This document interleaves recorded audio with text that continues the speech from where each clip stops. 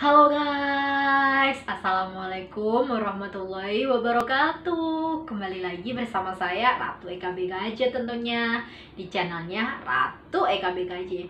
Jangan lupa like, comment, subscribe, aktifin tombol loncengnya dan share ya guys ya. Oke guys, di video yang sebelumnya kan aku udah cerita nih dari kisah aku yang dari dunia literasi terus beralih ke penulisan branding dan digital development. Nah, terus video yang sebelumnya kan aku juga sempat nyinggung karya aku yang di literasi ya kan, yang 2 buku solo itu yang sempat aku tunjukin ke kalian. Nah, karena kemarin udah aku tunjukin, untuk hari ini aku kepengen bahas salah satu karya aku yang novel itu lebih detail ya guys ya. Mau bacain isinya juga nanti, tapi sebelum itu aku pengen kasih tahu ke kalian gambaran besar tentang buku aku itu. Oke. Ini guys, ini karya aku yang kemarin aku tunjukin, yang novel 10 lead yang judulnya Membusuk di Dalam Surga, terbit tahun 2017 Januari. Itu pas barengan dengan aku diriin EKBKJ. Terus ini itu aku terbitin pas waktu aku zaman masih kuliah S1 dulu. Waktu itu aku semester akhir. Jadi dia terbit pas aku semester akhir. Nih, 2017. Jadi aku tuh kan lulus tahun 2017 November ya guys.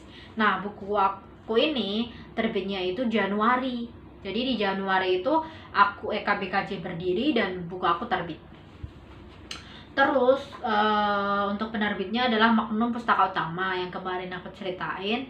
Itu adalah penerbit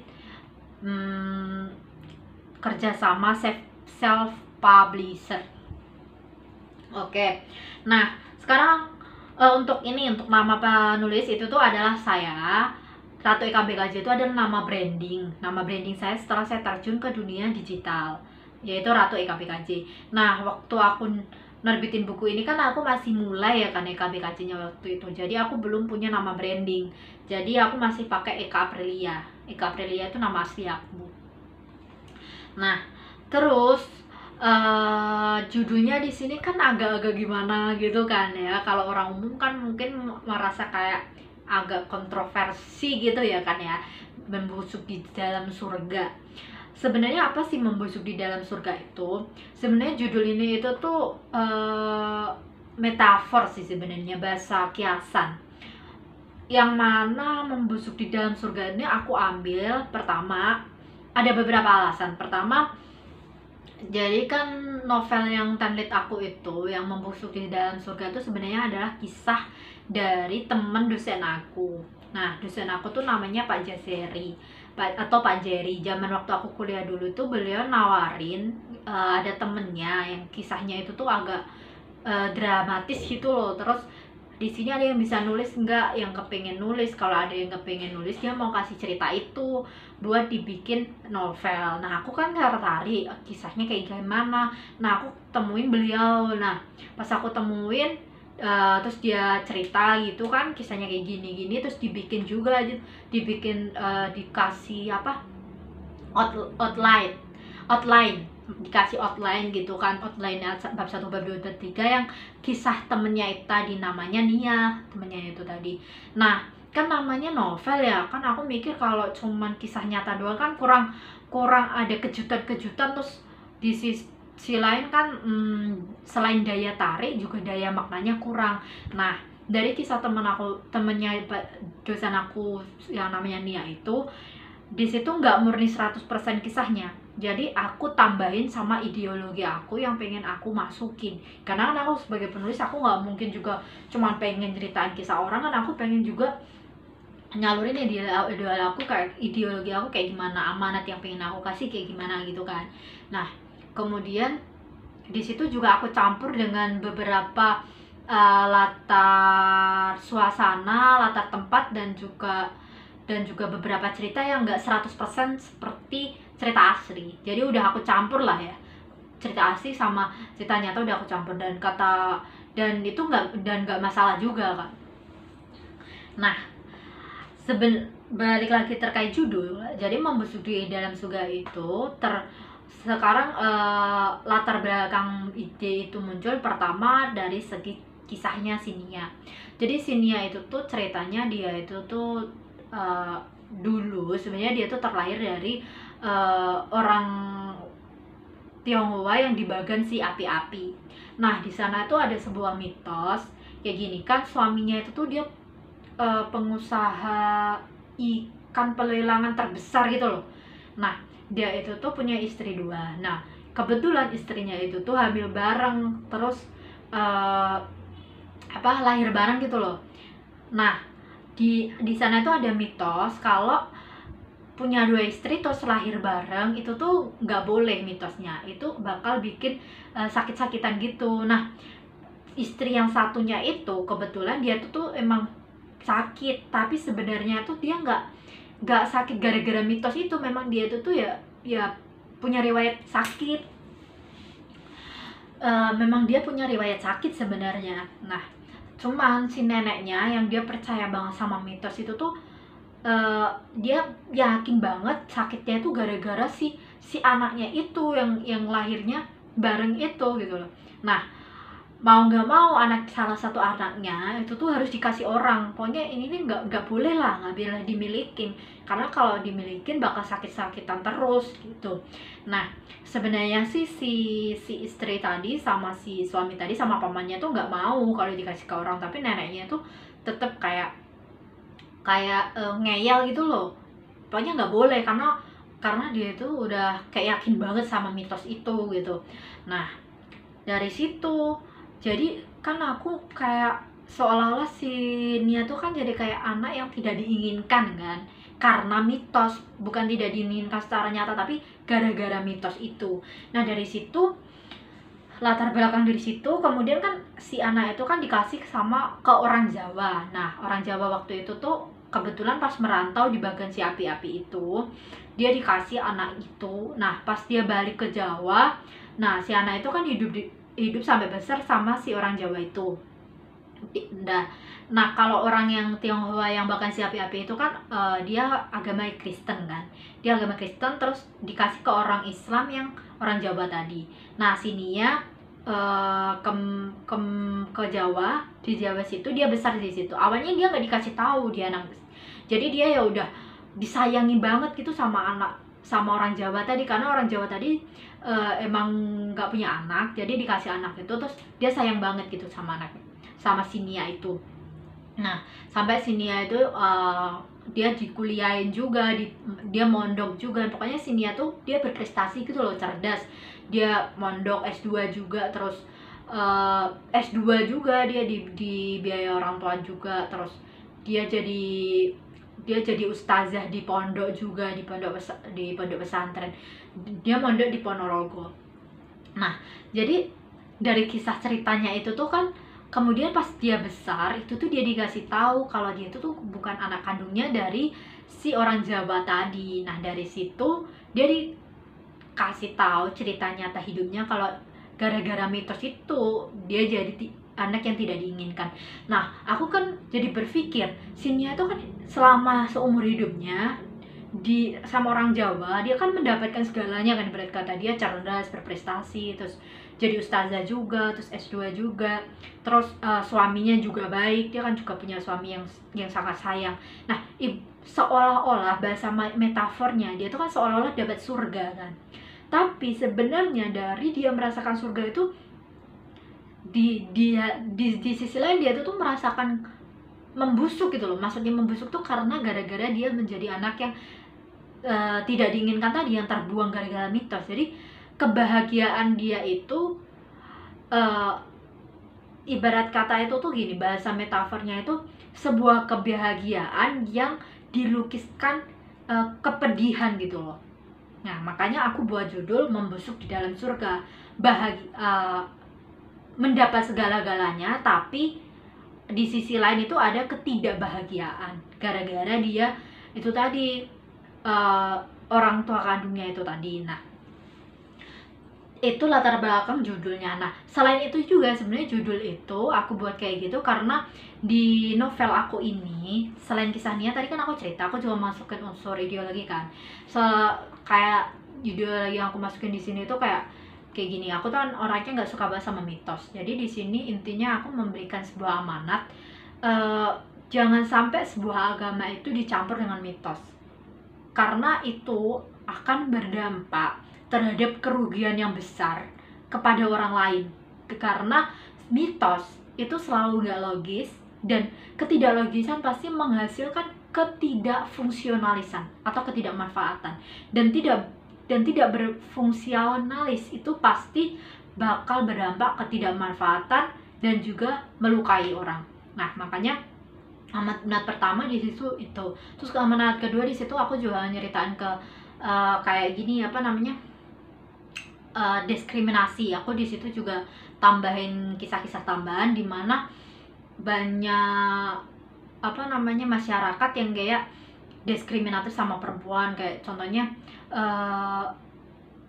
perempuan itu harus menjadi makhluk nomor 2, laki-laki harus diduluin. Terus kayak laki-laki kalau misal kata keluar malam nggak masalah, kalau cewek dipermasalahin. Padahal misal kata cewek itu keluar karena hal baik, misal kata berorganisasi atau apa, misal kata yang cowoknya itu keluar dalam hal buruk, atau kemudian diskriminasi apa itu. Di situ aku ada sebuah cerita intinya yang di situ mengkritik sebuah diskriminasi, ya kayak menjadikan misal kata istri itu apa namanya orang pihak kedua hanya apa namanya pendamping. Itu pokoknya saya kritik tentang diskriminasi perempuan juga. Terus juga saya di situ ada unsur mengkritik tentang waktu itu apa ya, kapitalisme ya. Waktu di situ saya juga mengkritik tentang sistem negara dan juga sosial dan juga negara yang terlalu kapitalisme itu akan banyak merugikan orang lain, yang akan intinya yang akan menindas. Orang yang tertindas akan semakin tertindas dan orang yang berkuasa akan semakin berkuasa. Di situ ada unsur-unsur seperti itu. Makanya dari berbagai unsur itu terbentuklah menjadi judulnya itu Membusuk di Dalam Surga. Oke, nggak usah panjang lebar. Inti dari amanatnya dan ide besarnya itu, aku pengen bacain novel ini buat kalian ya, untuk bab 1 ya. Oke, selamat mendengarkan. Bab 1, Ilalang Melalang. Berayun-ayun bersama mendung dan mulai berembun. Mencoba menggambarkan tarian pena yang terlukis dalam secari kertas hidupku. Mengitari syair-syair cerita dengan teduhan mata yang menyapa hari-hari. Membicarakan tentang siapa aku. Siapa aku? Siapa aku? Aku, seorang perempuan ilalang, tumbuh melalang, terkapar ke seberang lautan. Namaku Nia, lahir di keluarga Tionghoa di Bagan si api-api. Namun, aku diasuh oleh orang tua angkatku di Jawa. Merekalah yang membesarkanku. Nak, sore ini masih saja terasa panas, keluh ibu. Ini yang dimaksud ibu itu adalah ibu yang sudah di Jawa ya. Karena aku langsung ke cerita nanti flashback gitu, ada flashbacknya. Iya bu, setiap hari Nia merasa panas. Apalagi di depan rumah seperti ini bu. Hei, beginilah Bagan si api-api dok. Namanya juga dekat pantai. Berbeda saat nanti kita kembali ke Jawa. Nah, khususnya Tulungagung. Di sini aku buat latar tempatnya Tulungagung, tapi sebenarnya rumah dia nggak Tulungagung ya. Aku karena di sini aku tutupin gitu biar terjaga privasinya. Jadi nggak aku 100% samakan antar tempatnya. Di sana dingin ya, Bu? Terkadang dingin, terkadang panas, Dok. Di sini kan iklim tropis basah, makanya panas, Barbie. Sahut sahabat laki-lakiku Pokemon. Jadi dia itu punya sahabat sejak kecil yang dia panggilannya Pokemon. Sebenarnya ini Pokemon ini aku bikin sendiri sih ya. Ini sebenarnya ya aku bikin tambahan cerita supaya kayak menarik gitu loh. Panggilannya Pokemon kayak gitu. Kalau aku hitung-hitung mungkin hanya sekitar 160 hari hujan per tahun. Benar ya? Enggak ya? Kalian masih SD kelas 6 sudah pada pandai. Ayah salut, gak rugi juga sering ikut ayah ke pantai. Sahut ayah sambil tersenyum tanda candanya. Iya dong ya, itu loh ya, mau bergaya seperti ilmuwan yang suka meneliti. Oh iya ya, kenapa Nia sering lihat temen kerja ayah dari Jawa? Kok banyak? Terutama para nelayan ya. Lalu kenapa kita juga tinggal di sini? Bukannya kita berasal dari Jawa yang sering ayah dan ibu ceritakan? Jadi itu yang si orang Jawa yang merantau di bagian si api-api itu dia jadi nelayan ceritanya itu. Dan kalau ini Mas Di, jadi emang orang merantau yang dikasih anak itu dia emang nelayan. Dia merantau di Bagasi Api-Api, dia jadi nelayan. Hebat anak ibu, tetapi peneliti kok mancing di laut ya? Hehehe, canda ibu sambil meringis cantik. Di sini memiliki banyak sumber daya alam, Dok, baik kekayaan yang terkandung di perut bumi berupa minyak bumi, gas, emas, maupun hasil hutan dan perkebunan, terutama perikanan. Makanya kita maupun orang Jawa banyak merantau di sini, Dok. Jelas ayah dengan mantap. Kan penelitinya baik hati, Ibu. Hehehe, jawabku sambil meneringis. Ini flashback ini. Bawahnya lagi ini adalah flashback kelahiran Diana. Ini yang aku ceritain tadi latar belakangnya. Bapakku seorang pengepul ikan di pelelangan ikan terbesar se-Indonesia, bahkan si api-api. Papa dikenal sebagai bos dengan kemewahan harta dan derajat pangkatnya. Nah, yang aku sebut tadi pengusaha ikan itu tuh dia apa? Bos ikan pelelangan ikan gitu loh. Ya, tadi makanya aku nyebutnya pengusaha ikan kan. Maksud aku itu bos ikan terbesar gitu di Bagasi Api-Api ceritanya. Sebagai seorang bos tidak cukup dengan satu istri. Papa bahkan memiliki 2 istri. Mereka hidup bersama dalam istana kerajaan cinta yang penuh bintang, yaitu sebuah keluarga besar bahagia. Seiring berjalannya waktu, istana seakan menjelma menjadi sebuah surga yang lebih indah. Kehadiran cahaya suci merasuk ke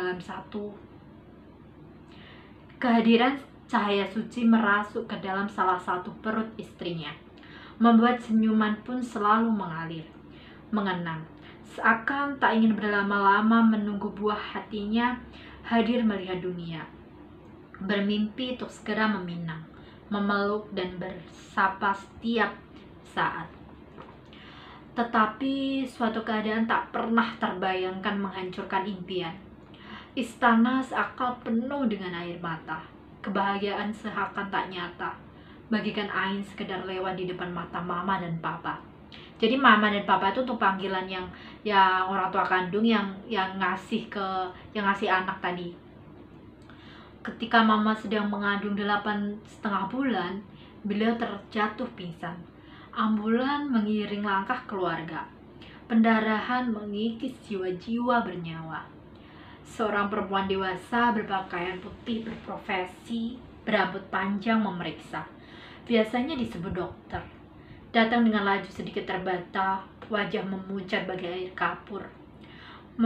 Menemui papa dan seluruh keluarga. Menjelaskan semua tentang kondisi wanita kain sutra. Kehadiran penyakit kanker rahim menggerogoti tubuhnya ketika mengandung diriku. Jadi penyakitnya itu tuh kanker. Mama harus dioperasi. Konsekuensinya salah satu nyawa dapat terenggut.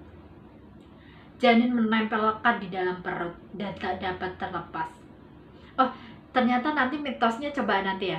Tunggu dulu ya. Ini belum ke mitosnya. Ini masih kronologi sakitnya.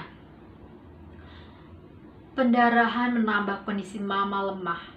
Teknologi untuk melakukan operasi pun saat itu masih sederhana. Pemisahan janin dari kelengketan di perut merupakan hal sulit. Harus dilakukan pihak rumah sakit. Kecuali ada mukjizat datang dan terdapat metode baru melepaskan lengketnya janin tanpa harus mengorbankan salah satu nyawa. Dokter memilih pilihan. Nyawa siapakah yang harus dikorbankan? Badai berterbangan di muka, menampar wajah keluarga. Abu berkeliaran menciptakan udara pengap dalam nafas. Jantung bagikan berguguran tak karuan. Semua mata menyempit. Tiada sepatah kata mampu terkuak. Tiada pun ingin memilih. Semua adalah harapan. Dok, apakah tidak bisa mengusahakan alat dan metode sebaik mungkin untuk menyelamatkan istri dan anak saya? Kami tak dapat untuk harus memilih salah satu. Anda tahu kan, Dok, kami menyayangi keduanya. Dok, tolong dengan sangat usahakan. Kami akan membayar berapapun dokter minta. Pinta Papa dengan wajah lemas sambil menarik-narik baju dokter cemas.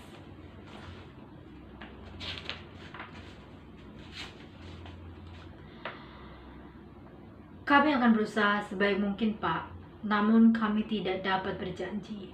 Walau rumah sakit kita terbaik di negeri ini, namun pada saat ini belum ada penemuan maupun ilmu kedokteran yang mampu secara tepat melepaskan kelengketan rahim tanpa mengorbankan salah satu nyawa. Beberapa kasus sering terjadi, pihak rumah sakit sudah berbuat sebaik mungkin, namun lagi-lagi mengorbankan salah satu nyawa. Tolong Bapak bantu berdoa sebaik-baiknya. Iya Dok, kami sekeluarga akan berdoa dengan keselamatan kedua nyawa. Kami percaya kepada dokter dan yakin pada kekuatan Tuhan. Mohon jangan pinta kami memilih salah satu nyawa, Dok. Biarkan semua berjalan dulu. Dokter usahakan sebaik mungkin. Kami akan berusaha bersama dan berdoa, sahut paman bijak. Jika memang seperti itu, kami akan berusaha. Keluarga terus berdoa bersama meminta keselamatan mama dan papa pada Tuhan. Semilir angin dingin dari mulut terus terucap. Keagungan Tuhan terus terkumandangkan, tak henti-henti puji-puji memutar tanpa henti. Selesainya berdoa menunggu saat menenangkan, mencengangkan. Selesainya berdoa menunggu saat menegangkan, mencengangkan. Sambil menantian yang sangat menakutkan, tiba-tiba nenek mengutarakan petuahnya. Tuhan pasti akan menolong kita, kita harus yakin. Tuhan Maha Kasih pasti memberikan pilihan terbaik. Anak-anakku, selain agama, kita juga harus masih ingat bahwa ada kepercayaan kaum Tionghoa yang sudah turun-temurun menjadi keyakinan. Tak bisa dipungkiri. Jika Tuhan nanti berbesar hati menyelamatkan mereka, selain harus bersyukur sebanyak-banyaknya, kita harus merelakan kedua nyawa itu dipisahkan demi keselamatan keduanya, supaya penyakit itu tak kembali. Oh gini, ternyata tadi saya ceritanya agak di awal tadi kurang tepat dikit ya. Ternyata mitosnya bukan kedua istri anaknya lahir bareng, nggak gitu ternyata. Ternyata yang benar gini. Jadi soalnya ini kan bukan kisah aku asli ya, jadi kadang ada kurang tepat dikit, maklum lah. Jadi sebenarnya itu si ibunya tadi, si mamanya tadi itu tuh dia emang udah punya riwayat sakit kanker gitu loh. Nah, dia itu pas tepatan pas mau ngelahirin itu tuh penyakit kankernya itu tuh apa ya bahasanya, kambuh gitu loh, ngerogotin gitu. Nah, si neneknya itu tuh ada mitos kalau si orang yang sakit terus sedang ngelahirin itu supaya salah satu itu selamat, intinya tuh nggak sakit lagi atau nggak meninggal gitu loh. Itu tuh anaknya tuh harus dikasih orang, jadi nggak boleh harus dipisahin gitu, nggak boleh jadi anaknya gitu, nggak boleh jadi di rumah gitu, jadi dia harus dikasih orang ya gitu. Makanya tadi kan dia bilang si neneknya kita harus merelakan kedua nyawa itu dipisahkan demi keselamatan keduanya. Jadi si nenek itu minta si Nia itu nggak, pokoknya kalau udah lahir dia harus dikasih orang gitu, maksudnya dipisahkan tuh nggak boleh jadi anaknya lagi di situ gitu. Nah, ini awal mula kenapa kemudian aku menyebut bahwasannya si Nia itu kan punya masa lalu yang kelam saat kelahirannya itu tadi. Tapi ketika dia hidup sama orang Jawa yang ku katakan tadi, dia itu hidup bahagia, dia berprestasi, dia bahkan sama orang tuanya itu yang orang Jawa tadi, yang orang Islam tadi, dia bahkan disekolahkan sampai S2. Dia jadi ustazah juga gitu. Jadi intinya dia itu tuh apa ya, aku bikin membusuk di dalam surga itu maksudnya kayak dia tuh merasakan surga, tapi di sisi surga itu atau kebahagiaan itu tuh dia ada masa lalu yang kelam, atau bahasa lainnya aku bikin metafor itu membusuk gitu. Makanya aku bikin judul membusuk di dalam surga. Terus maksud ibu apa? Kita tidak mungkin melakukan hal senista itu. Mereka adalah orang yang kita sayangi, dinanti kehadirannya, harapan. Mana mungkin kita membuang salah satu begitu saja, Bu? Sahut papa terkaget-kaget, nadanya agak tinggi. Ini bukan maksud membuang, tetapi kepercayaan sudah mendarah daging. Kepercayaan tak beda dengan agama. Kita tidak mungkin membiarkan keduanya kembali celaka. Mereka akan baik-baik saja jika kita menjaganya dan meminta perlindungan Tuhan. Kepercayaan beda dengan agama, Ibu. Lontar papa membantah, meluruskan, menegaskan. Benar, Ibu, kita tidak bisa mengambil keputusan yang tanpa pertimbangan dan akal sehat. Kita tidak cukup dengan kepercayaan adat, Ibu. Kita harus mempertimbangkan baik buruknya. Saut istri papa yang satunya menguatkan. Nah, istrinya itu tuh, yang istri satunya tuh baik, dia baik, makanya dia juga ikut dukung, nggak supaya si anaknya itu tuh nggak di apa ya, aku masih cari bahasa yang nggak kasar gitu, nggak dikasih orang gitulah, supaya nggak dikasih orang gitu, nggak dipisahkan. Nah, ini kita baca sampai bab 1 selesai atau enggak? Soalnya ini banyak banget guys, banyak banget. Ya lumayan sih, masih jadi sampai situ aja mungkin ya. Kapan-kapan kita bisa lanjutin baca-baca novel aku. Ya doain aja, semoga saja aku bisa manajemen waktu lebih baik lagi. Bisnis aku yang di dunia digital platform dan penulisan branding ini semakin melesat tinggi, maju, sukses, berkah, bermanfaat bagi semua orang.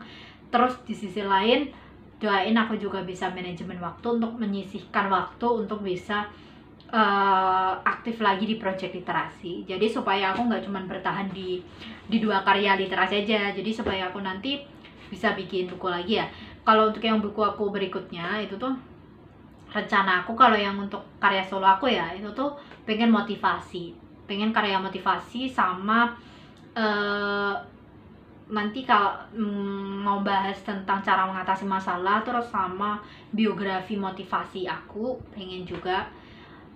Entah nanti biografinya itu dalam bentuk novel atau motivasi, tapi aku masih mikir-mikir sih, kayaknya sih kepengen buat biografi dalam bentuk motivasi sih ya. Terus untuk Germusa, jadi dulu gini, nah karena ini tadi baca novelnya udah kita selesaiin dulu, jadi aku mau kasih cerita dikit. Awal mula kalau di video berikutnya kan aku cerita dari dunia literasi beralih ke dunia penulisan branding dan digital development kan.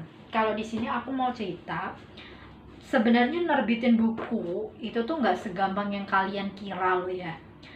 Jadi aku dulu itu bisa terbit 2 buku aku zaman aku masih kuliahan itu, wah perjuangannya itu dahsyat guys. Perjuangan pertama adalah, ceritanya gini, sebenarnya tuh semester 1 nih 2 buku nih udah jadi, aku udah kirim ke penerbit, nggak ada jawaban sampai kemudian gak ada jawaban, intinya sampai 1 tahun atau 2 tahun gitulah. Intinya aku tuh sebenarnya buku ini udah jadi tuh aku di semester 2 kalau nggak salah. Aku udah kirim ke penerbit, nggak ada jawaban. Kemudian ya udah deh, aku kirim pakai email kan. Terus kemudian ya udah aku buat lagi yang projectnya bukan yang tulisan aku pribadi, yang tulisan Germusa. Aku buat itu novel biografi Germusa sama puisi. Itu yang buat gak cuma aku doang, kalau yang Germusa itu yang buat anggota Germusa. Jadi yang handle utama aku sama Dek Zulma. Dek Zulma itu waktu aku jadi pimpinan Germusa, waktu itu dia bendaharanya. Tapi waktu aku udah demisioner jadi pembimbing, pimpinan Germusa itu ganti di Zulma. Jadi waktu itu yang handle project itu tuh program itu tuh yang handle utama tuh kita, cuman kayak anggota yang lain tuh kayak ngirim tulisan gitu loh. Jadi tuh dia tuh bikin antologi puisi sama novel biografi. Nah ceritanya itu tuh di semester 5,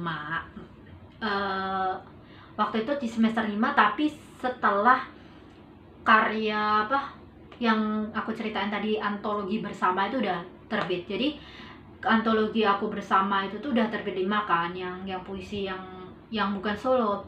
Terus yang aku juga sudah sempat dapat anugerah 99 puisi 99 penulis terbaik versi Desta Media, itu tuh 2015 itu kalau nggak salah ya, aku semester 5 lah ya. Nah setelah itu ceritanya itu kan yang proyeknya Germusa itu puisinya udah jadi. Malam itu udah aku edit semua tulisan anak-anak tuh, semua udah kita ketik semua ya kan. Terus udah pengantar penutupnya tuh semua jadi. Dan aku sudah berpikir untuk besoknya gitu tuh cari penerbit kan. Terus kalau untuk novelnya itu udah dapat udah ratusan lah, bahkan udah 200 halaman atau udah 175, pokoknya udah banyak, tapi belum selesai karena waktu itu tuh aku sama Desi Ulma kan mikir ya, ini mau nyelesain endingnya kayak gimana, soalnya kan Germusa kan waktu itu kan masih jalan kan aku ambil bener-bener kisah nyata Germusa, terus aku mau sekat endingnya tuh masih belum ada momen yang tepat gitu loh, jadi masih belum ini. Tapi untuk puisinya itu tuh udah bener-bener udah tinggal siap terbit gitu besoknya gitu. Nah tiba-tiba laptop aku tuh pas aku selesai ngedit itu ya langsung jedet, rusak waktu itu tuh, rusak. Dan tahu nggak sih guys, yang rusak itu ternyata apa? Ternyata harddisknya. Di situ tuh aku sampai semester 5 itu tuh sempat kayak down gitu. Aku 3 hari itu kayak orang stres gitu gara-gara mikirin, aduh kan ya di harddisk aku tuh kan penting-penting banget ya kan, kayak karya juga, kayak apalagi kan itu nggak cuma karya aku sendiri gitu, yang paling terpenting lagi itu kan programnya organisasi, terus aku yang bertanggung jawab, dan kan kayak merasa bersalah juga. Terus di situ kan juga ada tulisanku. Di situ aku benar-benar kayak down banget.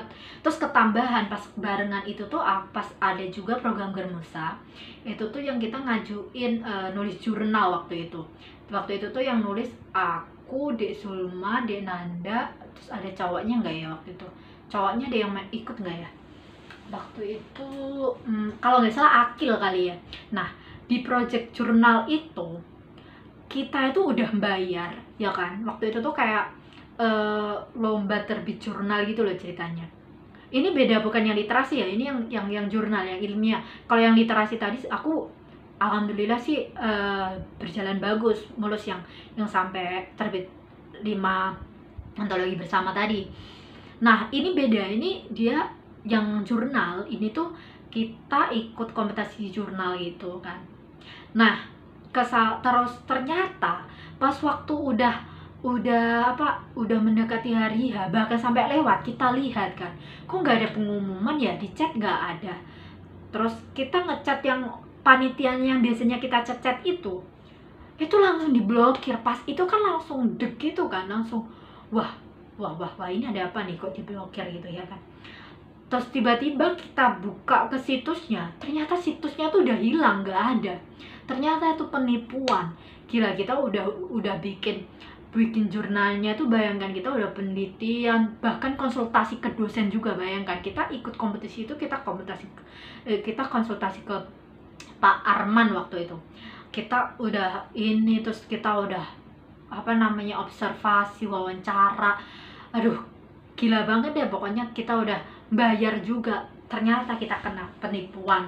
Nah waktu itu yang bikin aku stres banget tuh udah karya-karya yang literasi tadi itu, yang di laptop aku rusak ya kan, harddisk aku semester 5 itu hilang kan semua itu data aku kan, karena harddisk ya. Sampai itu tuh ya harddisk aku tuh sampai aku usahain untuk diperbaikin supaya ngambil data tuh sampai aku bawa kemana-mana, ke semua servis Tulungagung udah aku bawa, ke Blitar, ke Kediri, sampai aku bawa ke Surabaya.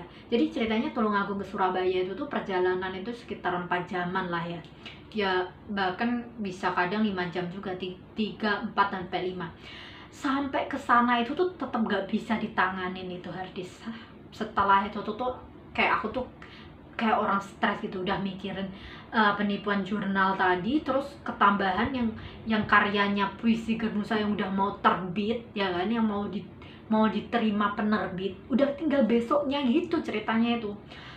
Terus belum lagi juga novelnya Gernusa yang udah ratusan, kalau nggak salah udah 200 lebih atau berapa gitu. Itu bikin benar-benar bikin stres. Belum lagi data-data kuliah aku kan, kayak makalah-makalah yang mau bikin presentasi minggu depan, kan ya stres banget, bayangkan. Belum lagi kayak program organisasi yang itu tadi, tulisan kenusan dan sebagainya. Terus juga data-data organisasi aku yang di aktivis juga kan ada di situ juga.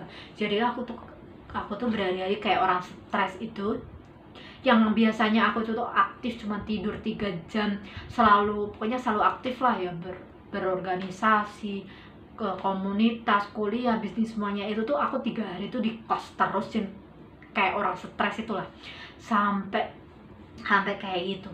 Terus kemudian tuh beberapa hari aku di kos kan, aku mikir aku nggak bisa kayak gini terus gitu, aku harus bangkit gitu kan, aku nggak boleh down gitu kan. Terus aku kan udah beberapa hari juga nggak masuk di organisasi, nggak masuk di kuliah kan, dicari-cariin. Terus pas waktu itu tuh ketambahan pas aku jadi ketua di organisasi aktivis, aku nggak mau sebut mereknya.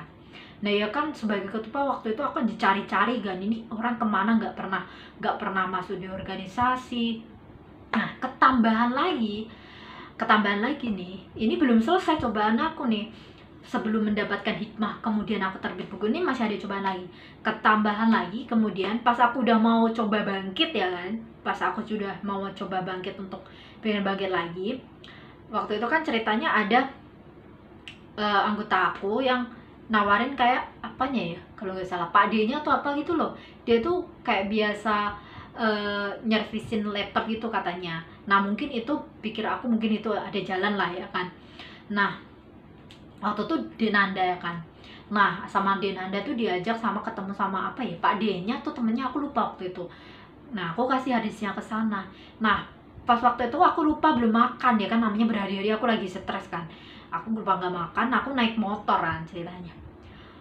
Wah aku jatuh dari motor, jadi kayak apa ya, sebenarnya bukan jatuh ditabrak sih, jatuh kayak jalan, gara-gara jalan rusak gitu, jalan waktu itu rusak parah gitu. Jadi sampai aku tuh, kaki aku sampai kayak apa, banyak juga gitu, sampai aku agak diklik. Tapi bersyukur banget, alhamdulillah alamin, itu untungnya ya, kayaknya tuh emang kayak langsung pertolongan dari Allah. Karena dampak jatuhnya sama jatuhnya itu hasilnya beda. Pas aku jatuhnya tuh sampai motor aku tuh sampai mencelat itu apa ya, kayak melambung gitu loh, sampai kayak motor aku tuh sampai melambung ke jauh gitu sama akunya itu. Dan untung sama aku tuh pas waktu jatuh tuh posisinya kayak orang apa ya, bahasa Indonesia apa ya, kayak melambung tuh, melambung terus langsung jedak gitu. Nah untungnya aku tuh udah berpikir pas waktu melambung tuh, aku pikir itu aku udah nggak selamat atau gimana ya. Untungnya alhamdulillahirobbilalamin, pas aku kemudian bangun itu aku masih kuat ngangkat motor pas waktu itu kan, karena si Dinanda kan di belakang, aku motoran dulu kan, waktu itu kan udah mau pulang gitu kan, pas habis nganterin harddisk itu. Nah pas itu aku masih kuat ngangkat motor, dan dan untungnya aku lihat itu ternyata masalahnya cuma di kaki aku kiri itu, kayak kayak agak bonyok gitu, terus beberapa hari itu kayak agak bengkak gitu. Itu cobaan yang berikutnya lagi. Terus sampai aku tuh nggak bisa ikut PPL. Jadi aku semester 5 kalau nggak salah, itu aku PPL beberapa hari itu, aku sampai nggak bisa PPL. Bayangkan kan, sampai kayak gitu cobaan aku, sampai aku udah karya-karya organisasi aku, karya aku hilang di harddisk, terus sampai aku jatuh dari motor, terus sampai aku nggak ikut PPL. Dari kisah yang aku kayak gitu tuh, Alhamdulillahirobbilalamin, hikmahnya itu di aku semester 6. Jadi di aku semester 6 tiba-tiba kan ada lomba. Di aku semester 6 itu tiba-tiba ada lomba, yang aku ceritain tadi, yang di yang buku aku pertama kali ini, yang penerbit Arya Mandiri Publisher. Nah, ada lomba ini. Nah, di situ aku tercatat ke 99 penulis atau berapa gitu. Nah, di situ ada kesempatan bisa terbit gratis. Itu hikmah pertama. Nah, hikmah pertama dari cobaan aku yang semester 5 itu ternyata Allah kasih hikmah di semester 6. Dimana sebenarnya buku sama novel aku ini sebenarnya udah pernah aku kirim ke penerbit di semester 2 yang gak ada jawaban respon sama sekali. Ternyata dapat hikmahnya itu di semester 6. Di semester 6 tiba-tiba aku malah ditawarin terbit tanpa bayar, ya kan. Terbitlah buku aku yang ini, Aku Adalah Bukan Kaktus. Ini hikmah pertama. Nah, terus mungkin ada yang tanya, loh kok bisa terbit? Katanya hilang di harddisk yang rusak. Untungnya, 2 kali aku yang puisi solo aku sama novel aku tuh selamat, karena kan pernah aku kirim ke penerbit di semester 2 yang gak ada jawaban itu kan. Nah, makanya yang 2 data itu selamat. Tapi yang karya organisasi aku itu yang gak selamat waktu itu. Karena apa? Karena itu belum sempat aku pindah ke email, dan waktu zaman itu aku kok ya nggak kepikiran pakai Google Drive gitu loh. Kesalahan terbesar aku itu, kok aku nggak pakai Google Drive juga.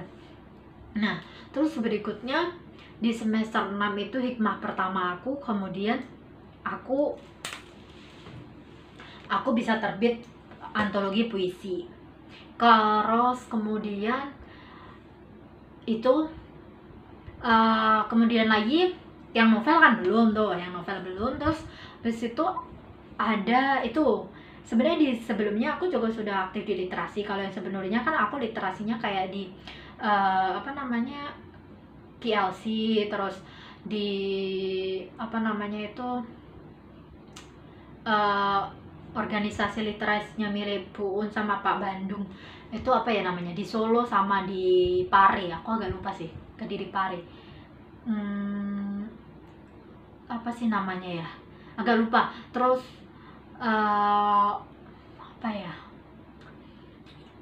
nama organisasinya itu apa gitu, aku agak lupa yang itu. Soalnya yang itu di Pare sama di Solo itu kegiatannya nggak selalu rutin gitu, cuman beberapa bulan sekali gitu. Terus kalau yang KLC itu agak rutin.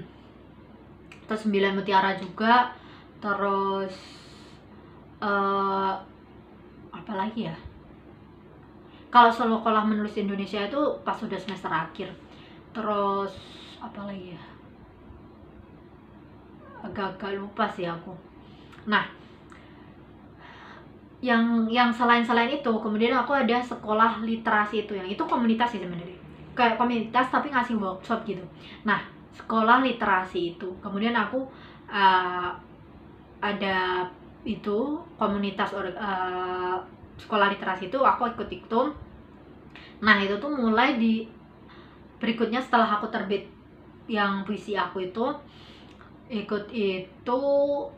Nah, untuk yang PPL aku yang aku pernah jatuh tadi, alhamdulillahirobbilalaminnya ya kan, itu dapat hikmahnya aku bisa diganti setelah KKN.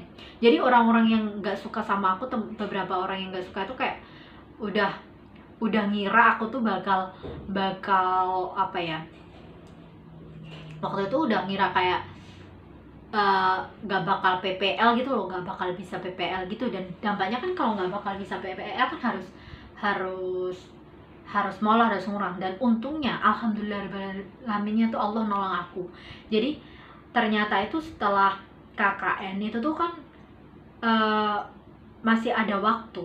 Di situ aku bisa PPN. Dan waktu KKN juga itu aku banyak cobaan juga loh. Jadi waktu KKN juga itu banyak orang yang gak suka sama aku. Terus aku bukan banyak sih, beberapa orang yang gak suka sama aku. Itu dia diskriminasi aku, kayak pas mau program apa itu aku kayak ditinggalin gitu.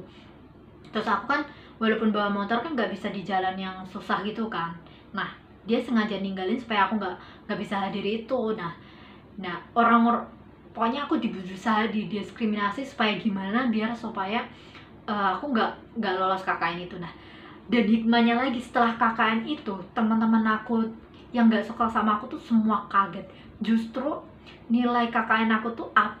Orang-orang pada kaget semua. Padahal aku di KKN itu kayak berusaha dicemarkan nama baiknya, terus berusaha didiskriminasi supaya nggak bisa hadir di program dan sebagainya. Justru aku dapat nilai A+. Bener-bener itu hikmah anugerah dari Allah. Terus yang PPL-nya itu tiba-tiba aku lulus KKN langsung. Setelah selesai KKN itu aku langsung dikasih kesempatan sama Bu Ayu, waktu itu langsung KKN. Jadi aku pas KKN itu tuh barengan sama apa namanya, sama sebenarnya ngerjain skripsi aku malah santai banget ya. Orang-orang itu bahkan banyak yang nggak percaya aku lulus tepat waktu karena aku ngerjain skripsi itu seminggu sebelum sidang.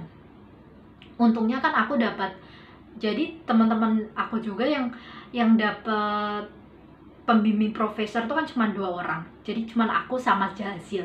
Karena memang di jurusan TP itu kan yang paling bagus ya kan, yang paling apa namanya, ya bukan semua sih, yang paling apa ya, keilmuannya bagus itu kan memang aku sama Jazil.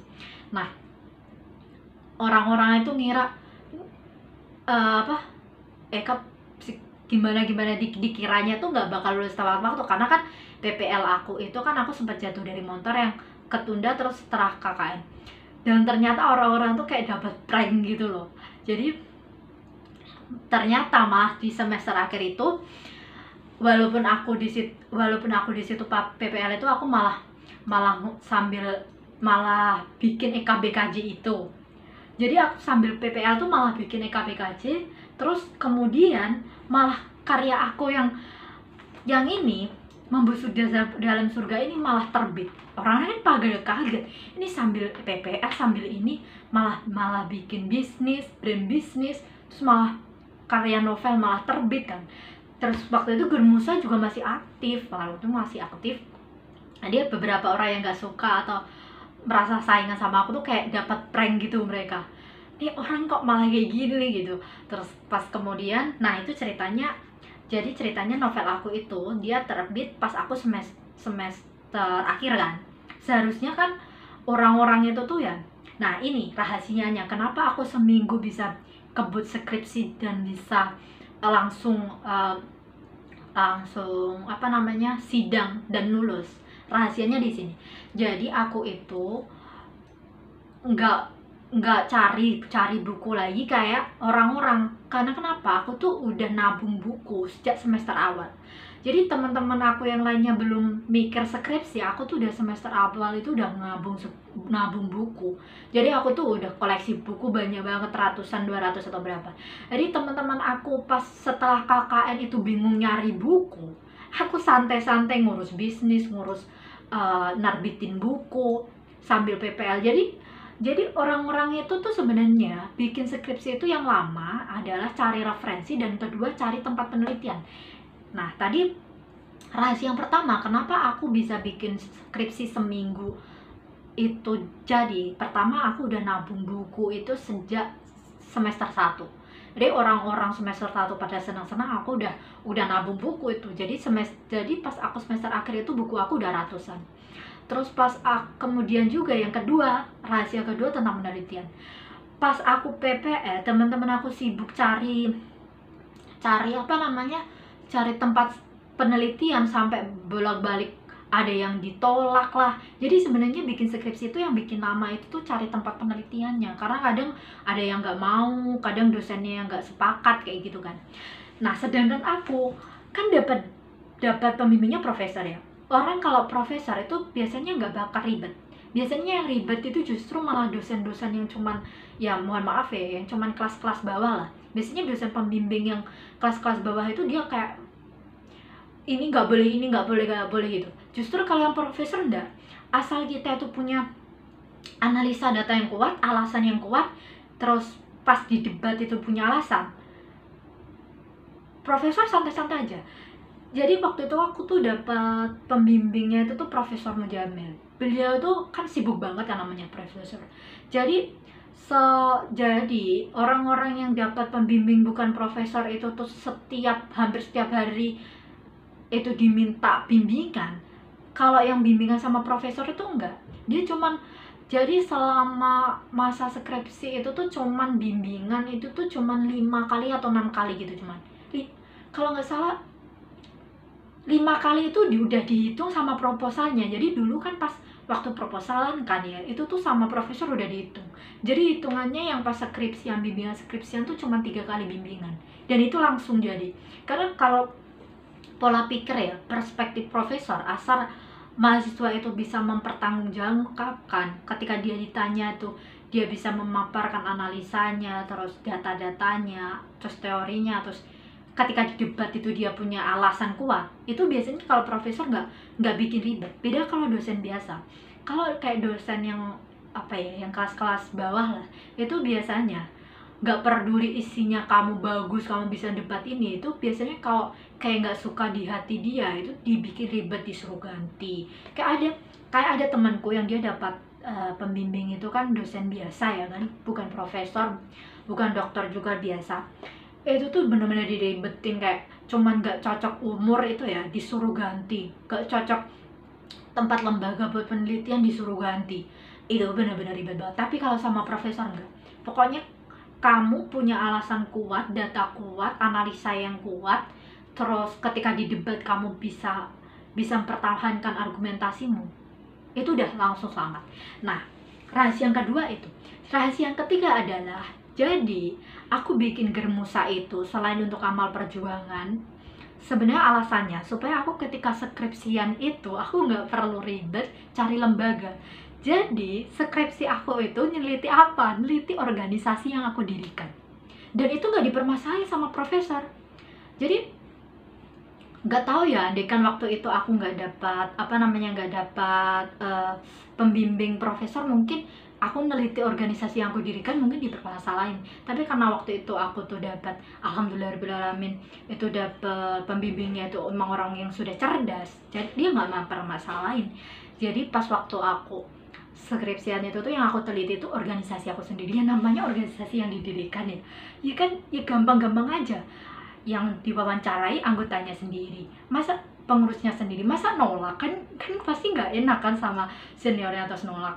Terus yang punya organisasi aku sendiri kan, jadi siapa yang mau nolak, nggak boleh meneliti di situ kan nggak ada. Jadi maka dari itu tuh, jadi teman-teman aku yang beberapa yang nggak suka tuh kayak dapet prank gitu. Nah, kakaknya masih PPL-an, ini kok malah diriin bisnis, bikin brand bisnis, malah nerbitin novel, terus kok malah lah sekarang kok bisa ikut sidang skripsi gitu. Jadi yang mau aku ceritain adalah, untuk mencapai sebuah hal baik, sebuah impian kita, cita-cita hal baik, itu tuh pasti ada kayak jatuh bangunnya. Dan kita ketika merasakan jatuh itu harus bangun lagi, dan ketika mendapatkan cobaan itu tuh kita jangan langsung mikir ini Allah kasih yang buruk, enggak. Justru dari situ tuh kita harus malah mikir, wah ini pasti Allah bakal kasih kejutan yang bagus. Ya kayak yang aku alamin tadi di semester 5, yang aku kayak stres-stresnya banget, yang jatuh dari motor, yang karya organisasi aku hilang, karya pribadi aku hilang, terus dapat penipuan, ikut kompetisi jurnal dan lain sebagainya. Ternyata Allah ganti itu di semester 5, semester 7 langsung Allah ganti banyak hal, kayak nerbitin buku yang aku adalah bunga kaktus, terus novel membusuk di dalam surga, terus bisnis EKBKJ, terus aku punya brand bisnis EKBKJ itu, terus apalagi sekolah literasi itu, terus